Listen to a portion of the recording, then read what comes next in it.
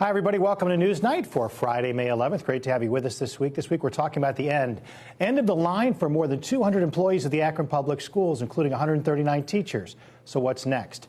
End of the road for a lot of criminals on the west side, but will this get more people to come forward and talk with police?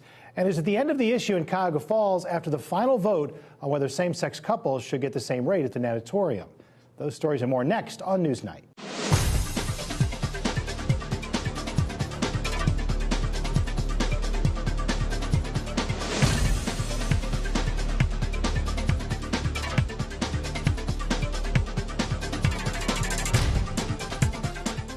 A lot to talk about this week, so let's meet our panel. Phil Trexler joins us this week from the Akron Beacon Journal.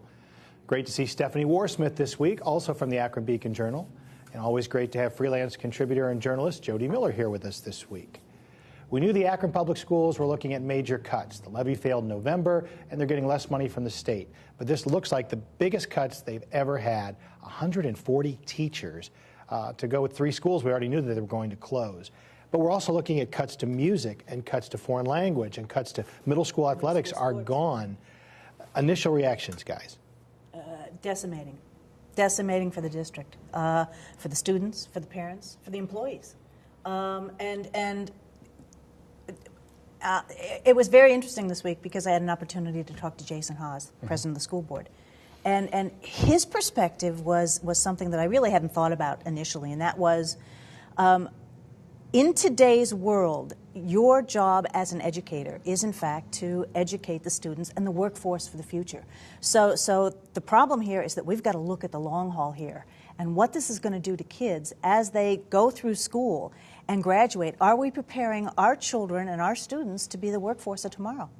And with these kinds of cuts and these kind of financial difficulties, I'm not sure we are.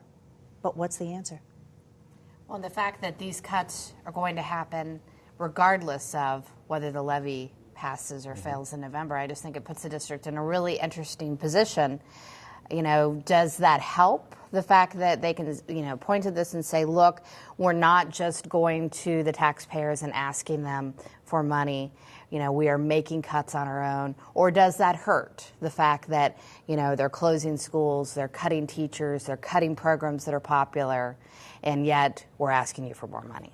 And yet you still have silence out of Columbus. It goes back to the issue of school funding. It's been out there for 15 years that the current system is unconstitutional and nobody's doing anything about it. And here you are, you're losing 140 teachers or faculty and staff, and how can it be good? You're going to have bigger classrooms. You're going to have more difficulty controlling the classroom, educating folks. It's just, it's a losing proposition, and I feel bad for the cuts that the people have to endure, and I'm sure David James doesn't like doing it. It's necessary. But Phil's absolutely right. But it does go back to the state because we may be talking right now about the cuts that Akron announced this week.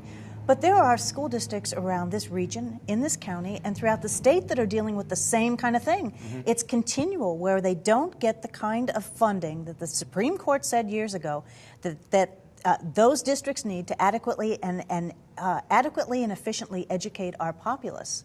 And so, here in Summit County alone, we've got Woodridge, which is under the gun. Barberton's under the gun. They've got a levy on in August. Coventry is under the gun. And what's going to happen here is, unless they are able to present to the state and the Department of Education a balanced budget for, according to the rules, I think it is, and you would know more about this, Stephanie, than I would. I think for 5 years you have to present a balanced budget. You could, in fact, be taken over by the state. And it gets to the point where you wonder, okay, come on in. Yeah, go ahead and do it. Take us over and see how well you can educate our populace. Yeah. The problem with that, of course, is that all local control is gone. So. How does this benefit the kids? It doesn't. It doesn't. And, once again, it's an urban district, too, that's being, impacted here. The folks out in the suburbs generally support their levies. It's the kids in the inner city who are suffering, and they're the ones who need it the most. So backing up, looking at the strategy from the fall, the Akron schools levy failed by about 200 votes. Less than 1%, but not enough for a recount. Or actually, it was pretty close, but it wouldn't have mattered, 200 votes. Should they have taken a harder line with presenting the finances to the district instead of going with the positive, it's a small levy, folks, and the district's heading in the right direction? because now that these cuts have been severe. It's still a tax increase, and that's what the voters looking at. The economy is what the economy is, and they're struggling. Folks are out there struggling. Who wants to see their property tax increase? Nobody does, and they don't see the bigger picture. They just see the tax bill coming, every half. Should they have taken the strategy to say there's a lot on the line here, as opposed to help us keep going in the right direction? I don't know if that would have made a difference. I'm not sure it would have either, because they only lost by a couple of hundred votes anyway. And I'm not sure. I think in a lot of cases, voters have a tendency to see that kind of a tactic where they say, we are going to be in real trouble, and we're going to cut, sports, and we're going to cut music, and taxpayers have a tendency to see that as a threat, and then react adversely to that. So I'm not sure that they could have done anything different. I know there was some discussion on this program that they probably should have put a levy on the ballot maybe in February. But again, that wouldn't have helped this particular round of cuts. And not only that, but if I was reading the information correctly, the board thought they were supposed to be cutting like $22 million. And now, because of some different property valuations or money that's coming in, there may be an additional $2 million worth of cuts that they have to do on top of this. And the cuts they made this week are only accounting for like $18 million. So there's at least $4, if not $6 million more that they have to cut by the end of this month. So what is the strategy for the fall? How important is this additional levy? Because they're going to have to ask for additional dollars just to get to what they would have collected had this other one passed, because there's fewer property taxes being collected and those kind of things. How significant does their message need to be for the fall? It needs to be critical, absolutely critical, because what will happen is if this levy in the fall does not pass, they will go into fiscal emergency, as I understand it, in which case the state will, in fact, come in and take over. And what that means is that they cut everything except basic education. It could mean that programs like the STEM schools, that could go out the window. International Baccalaureate could go out the window. Those are extraneous things that are offered by a district. And those are the kinds of things that this district could lose. But those are also the kinds of things that set this district apart. Do you threaten to cut high school sports? Oh, of course. You threaten to cut everything. Would that make an impact in Akron? Well, you would think so. I mean, high school sports is definitely very popular. At some schools, that's what gets people scholarships to go to college, like at Buchtel High School, for example. And so that, I think that would be very powerful, and that might be something that would draw people out. Now, Jody's right, though, that I think sometimes voters view those types of things as a threat. But Akron is in the situation where it's not it seems like it's not a threat. It's reality. This is what's already happening and what could have to happen here. I think you're going to also need City Hall to step up in this one too, because this goes to economic development as much as anything else. And if you don't have an attractive school system, you're not going to attract residents. You're not going to attract business. And it's critical. This is a huge cutback, and there's no way that this helps in the city's development and growth. This is a major setback, and I think it's going to take City Hall and the mayor there to come up with, again, try to come up with some innovative ways to finance this district. I could see that front page Beacon Journal photo of the new football stadium at Buchtel High School and no team being allowed to play in there. Yeah, but don't forget that's another thing that voters sometimes are not aware about. You've got a tremendous building construction program underway right now in the Akron Public Schools, and what voters need to understand is that 60% of the funds that paid for that came from the state, and that those monies are totally separate from what it takes to operate the schools. So you've got to be able to reach the people who say, well, if you can build a new building out here, a new school building, why can't you pay the teachers? Why do you need more money? You can understand why they would initially think that. Of course. But then again, it goes back to you've got to educate the voters to understand exactly how funding works in schools. So use our crystal balls. It's October 1st. We're 5 weeks from the election.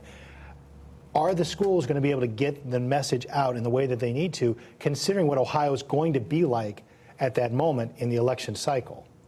They're going to be competing with, obviously, the presidential campaign here that I think is going to be, really, really going at that point.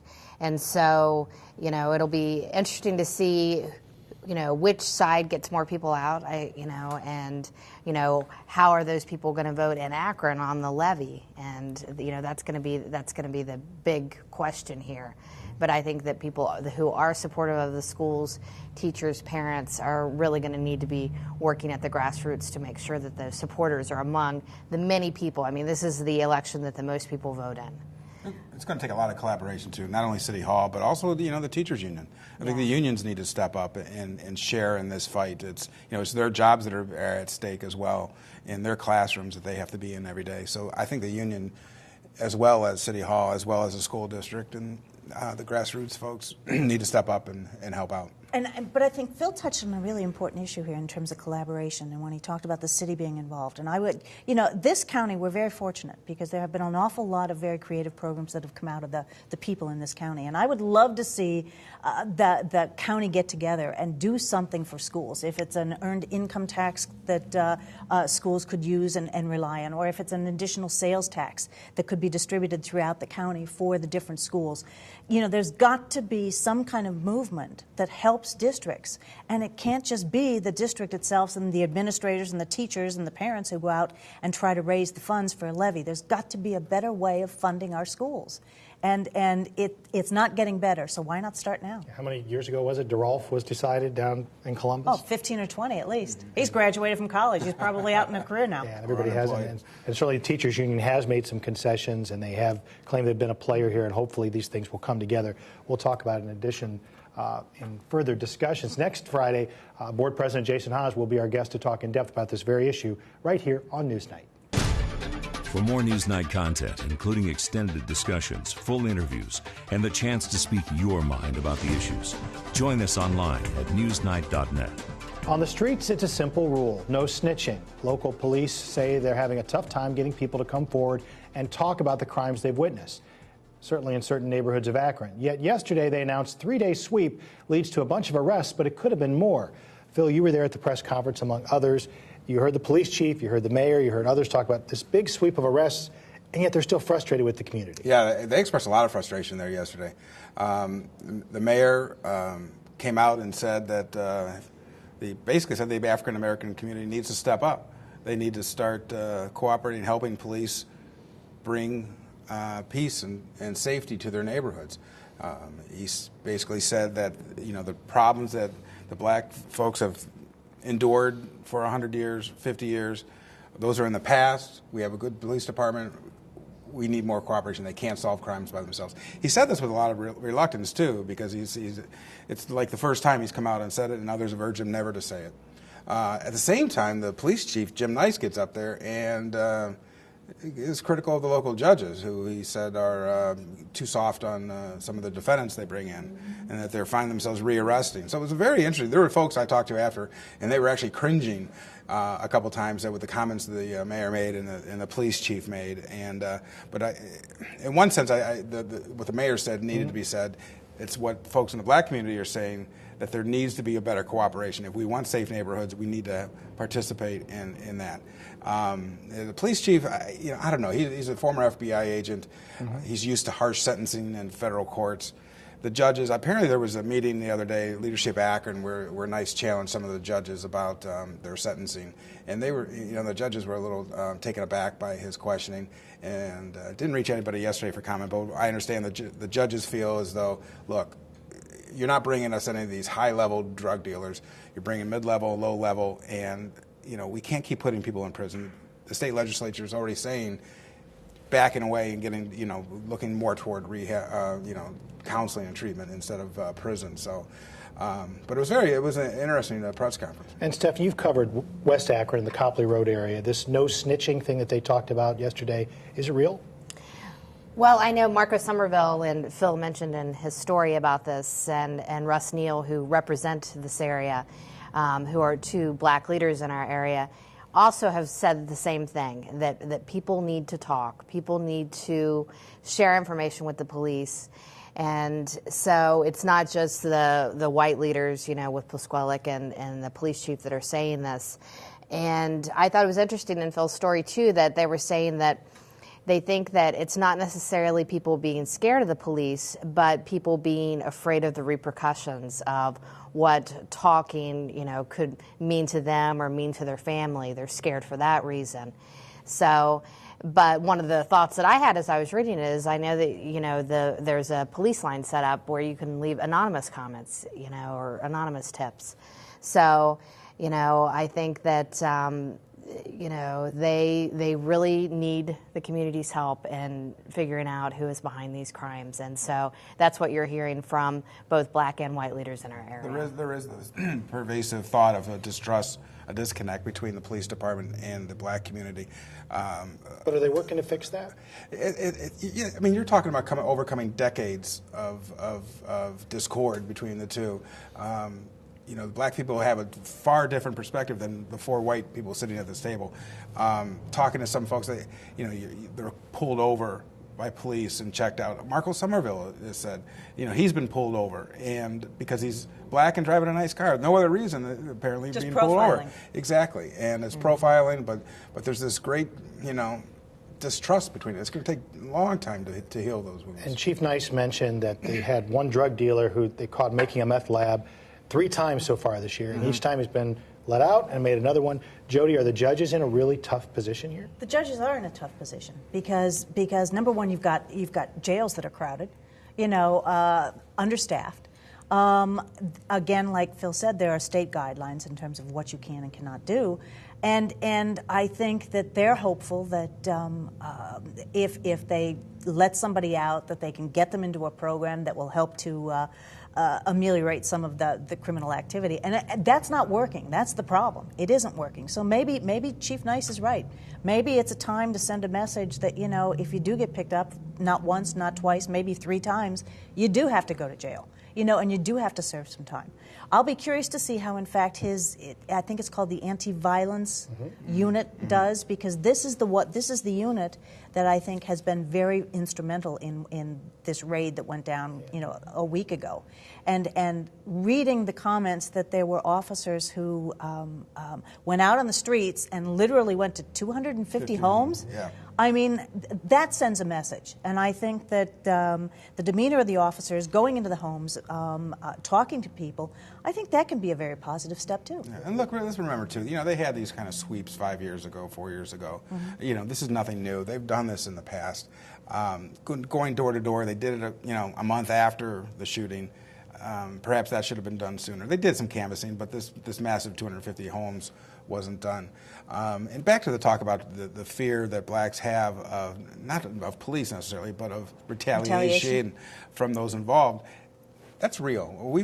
I've been in courtrooms where, someone's up there, they have to testify. Sometimes you have to, when you give information to police, it calls for you to go testify in court. And there's a lot of intimidation that goes in the seating gallery, where friends of the defendant will sit next to the witness's mother, sending a message, that you get up there and you talk, there's going to be some I think feedback. It could have made more of an impact yesterday if they had done this press conference on the west side. I don't know if it would have been possible in one of the community centers or not, but actually been out there in the neighborhood talking about this. The 2 quotes that stand out to me from the chief, though, had to do with telling your relatives they're going to have to come out of state to visit you because these are federal charges, you're going to be gone for a while, and telling your reporters, don't pack your bags, you're going to be back here again. Strike 2, strike 3, etc.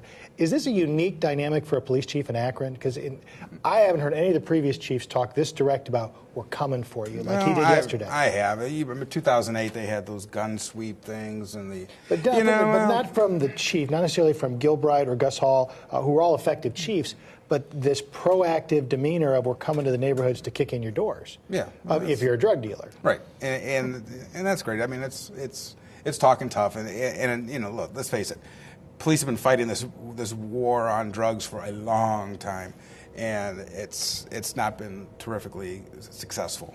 Well, it's great sound bites that the chief's giving, and it's great to have this enforcement, but let's see how effective it's going to be. But the other thing, too, is if he does, in fact, decide to bring federal rather than state or local charges against these people, I mean, that can be a message not only to the criminals but to the judges that we really need to come down hard on these people. And it's almost like a shot across the bow. So. We'll see if the U.S. Attorney will take all of these cases and put their dollars out there. We mentioned Russ Neal, and Russ Neal was a guest on this program just a few weeks ago talking about the violence in West Akron and community groups who are working together to change that. You can watch that entire interview over on NewsNite.net. On NewsNight.net, we cover a broader range of topics than we can on the air in 27 minutes. Be part of the conversation on our Facebook page and at NewsNight.net. After months of discussion, several debates, and several votes, the issue is now dead in Cuyahoga Falls. Same-sex couples will not get a specialty rate at the natatorium. Last night's vote certainly is a talk of the morning radio and other people across town. Was this the right ending? Is it time to put this behind us, whichever way you're going to go? I'm not sure it's going to be put behind us completely, because I think that there very well could be a lawsuit here. And so then that just takes the argument into the courtroom. Mm-hmm. So, but I thought, that it seemed like they offered a reasonable compromise here, which was that you would give a discounted rate for two adults who are living in the same home, regardless of their sexual orientation. And that still, wasn't acceptable. It still got defeated. So, but I think it very well could be that two adults living in the same home or a same-sex couple could sue the city over this policy.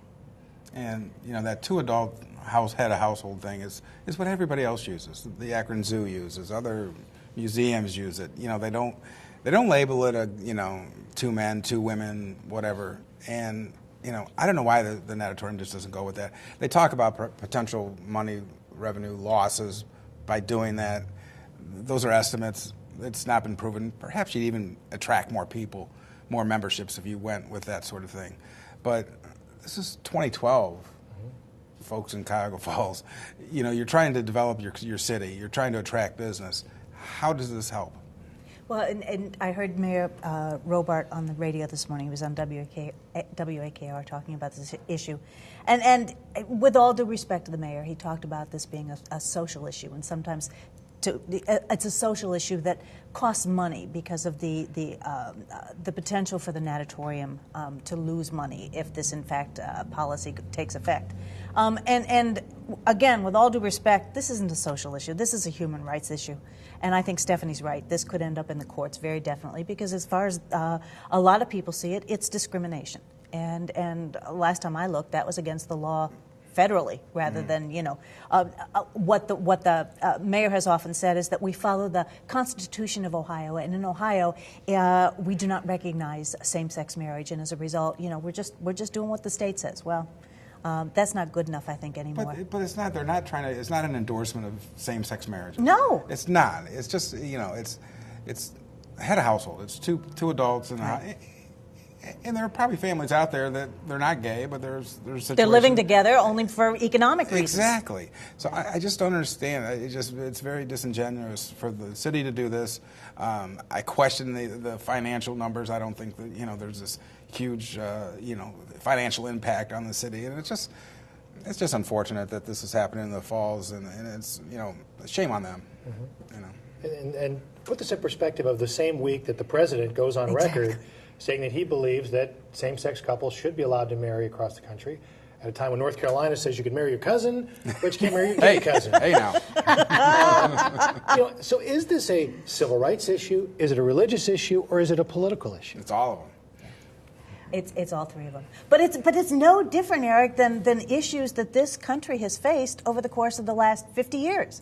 I mean, the best analogy that I can think of is interracial marriage. Interracial marriage was illegal, 30, 40, 50 years ago. But society changes, and people change, and attitudes change. And I think it's interesting from my perspective that younger people, younger generation, they don't recognize the kinds of things that maybe my generation recognize. They're not opposed to somebody if you are gay or if you are a lesbian. They don't care if you wear your hair differently. It's just young people today, and our generation coming up today, don't see those kinds of differences. And I think that's to be commended. Unfortunately, they're not the ones in charge. So in these last few minutes, how big of an issue is gay marriage going to be in the November elections? I think it'll be a big issue. In a swing state like Ohio. Why?